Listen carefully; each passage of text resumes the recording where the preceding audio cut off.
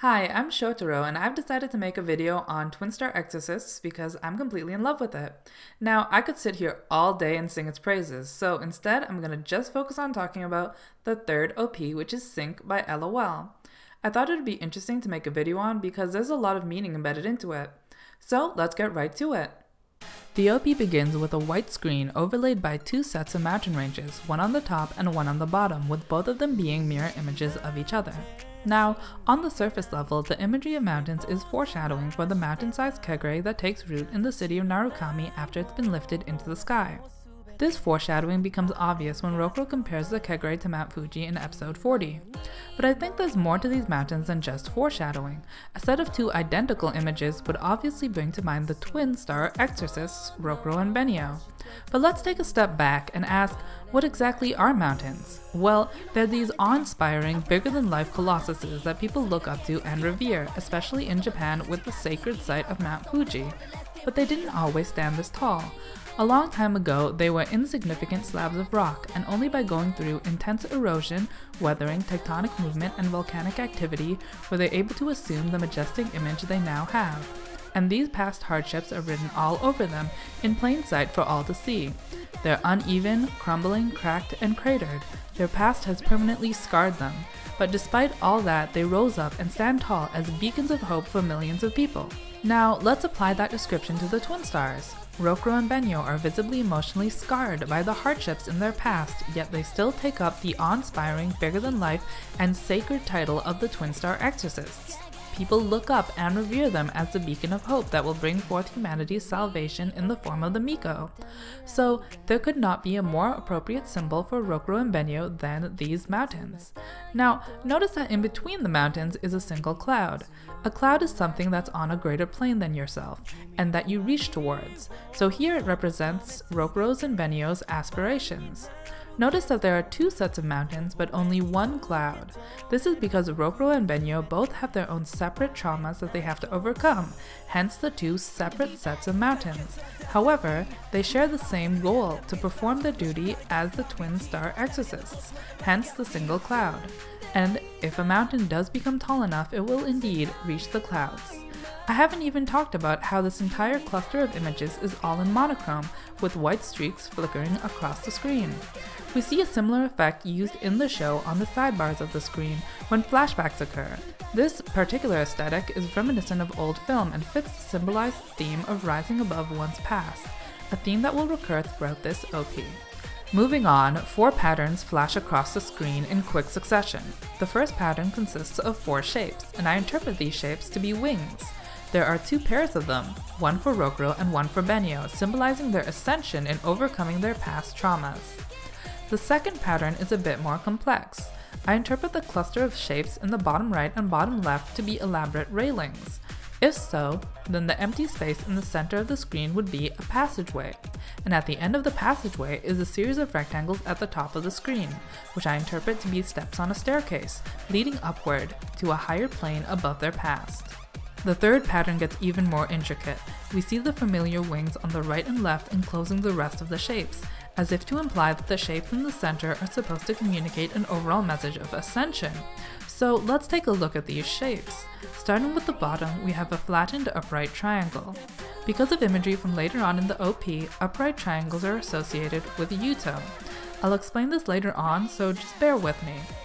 On top of Yuto, we have a tall upside-down triangle, which to me resembles a pedestal. A pedestal is a sacred symbol which in this context represents exorcism. The placement of the exorcist pedestal above Yuto symbolizes that the path to overcoming Yuto is one that accepts exorcism.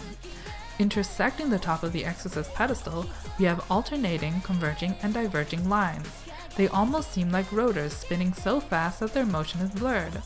The incorporation of rotors in helicopters associates them with flight and ascension, but the fact that they're spinning blades also makes them quite dangerous. These rotors spinning around the exorcist pedestal characterize exorcism as a dangerous profession that will lead the twin stars to ascend above their past. Directly above the pedestal is a U-shaped design which resembles a rope bridge, another passageway for the twin stars to cross. And beyond the rope bridge is another series of rectangles, another staircase for the twin stars to ascend. On either side of the rope bridge and staircase are two slanted sets of diverging lines. I interpret these designs to be spotlights, guiding the twin stars on their destined path. So, let's look at the overall message this pattern is communicating. To flatten and overcome Yuto, Rokuro and Benyo must take up the dangerous profession of exorcism. This will begin their process of ascension across a long journey to reach the destined heights of closure and peace. And here is the fourth and final pattern.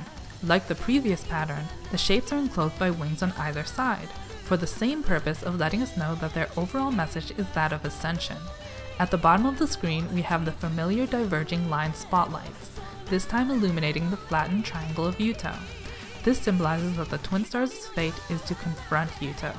Above the confrontation, we have the familiar series of lines, a staircase of ascension. This symbolizes that the twin stars' journey to rise above their pasts is one that can only be reached by confronting the obstacle of Yuto. Above the staircase is a design that resembles four feathered ends of archery arrows. The purpose of an arrow's feathers are to aerodynamically stabilize its flight path, implying that the goal Rokuro and Benyo are working towards is stability, their own emotional stability, but also the stability between Kegare and humanity.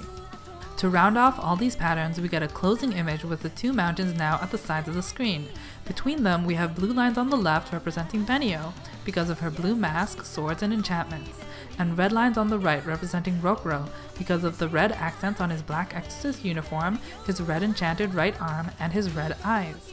Connecting Benyo's blue and Rokuro's red is the black upright triangle of Yuto, because he's the biggest commonality between them.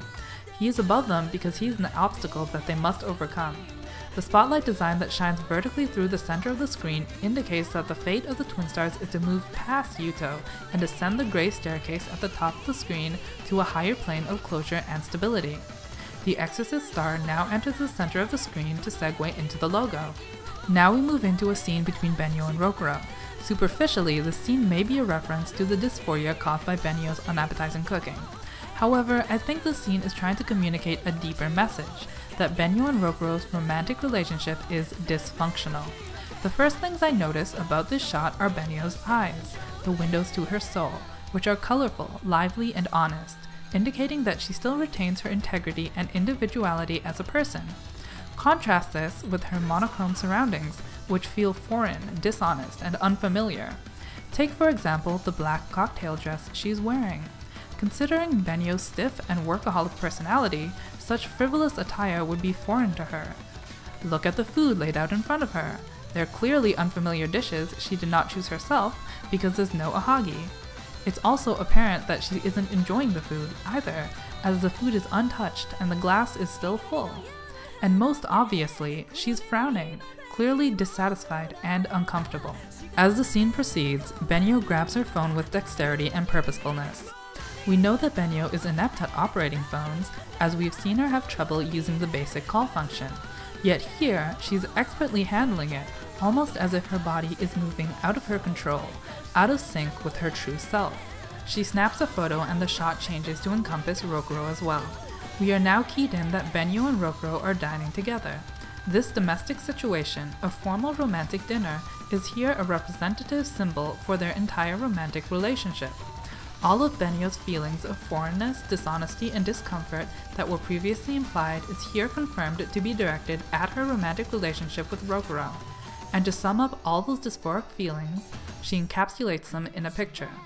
The act of taking a picture is the act of transforming a living, real, genuine scene into an artificial, fake, and disingenuous copy.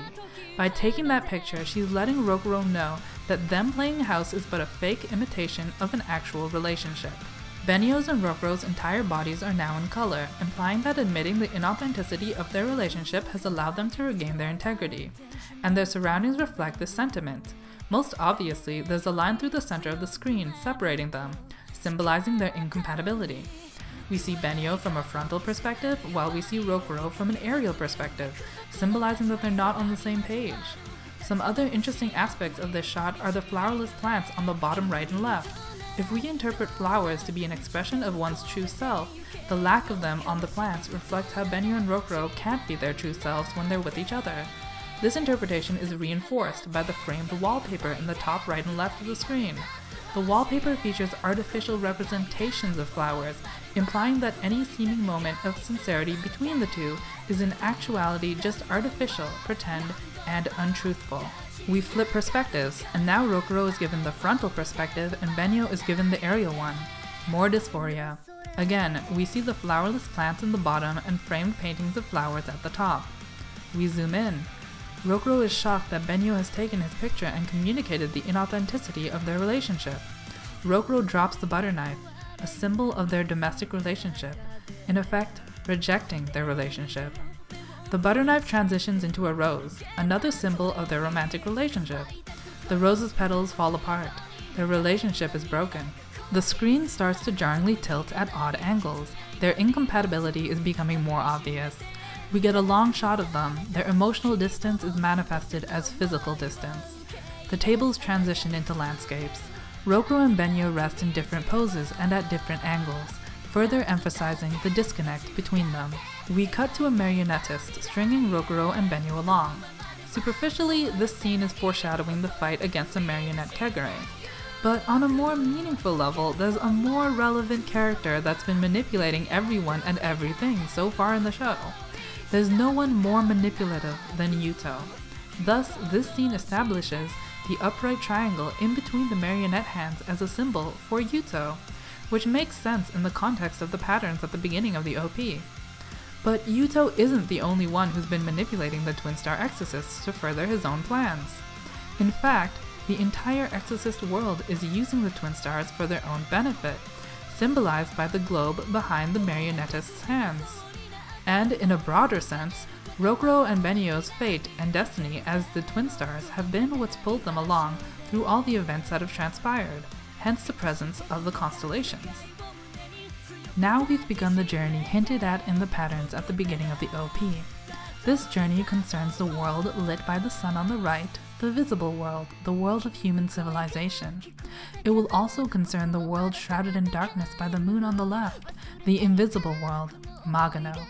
Again, we encounter a footbridge, an artifact of human civilization, and we encounter a torii gate, an artifact of Magano. The plane on the right, another artifact of human civilization, morphs into a horde of butterflies as it crosses into the realm of Magano. Butterflies use camouflage techniques to flutter in and out of visibility, similar to the fleeting and hidden nature of Kegure. Now these Kegure butterflies are mobbing Benyo and Rokuro in the night of Magano. For the first time in the OP, we get an image of Rokuro and Benyo combining together in harmony. This communicates that the only time they are actually in sync is when they are on the battlefield. To combat these Kegure, Rokuro and Benyo perform their battle cries in a powerful stance of unity. Benyo is fighting in Rokuro's red and Rokuro is fighting in Benyo's blue. This signifies their complete trust and faith in each other. On the battlefield, they are empowered by each other. They're overcome with an urge to protect each other. Even when they flip positions, they still remain in each other's color, signifying that their faith in each other can overcome any obstacle. The screen flips again, but they adamantly remain in each other's color.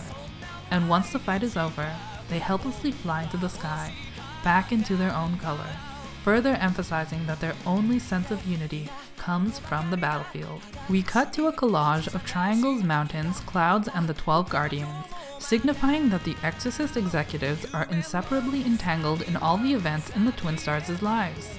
Rokuro and Benyo are drowning in an ocean, flailing and disoriented. Above water, the sun is setting, ending the era of human civilization, and the moon is rising, initiating the era of Magano's dominance. This depicts the series of events that will come to pass if the Twin Stars remain underwater, in a state where their lack of synchronicity is unresolved. Thanks for watching. Hope you found something I said interesting. Anyway, have a great day and see you in the next one.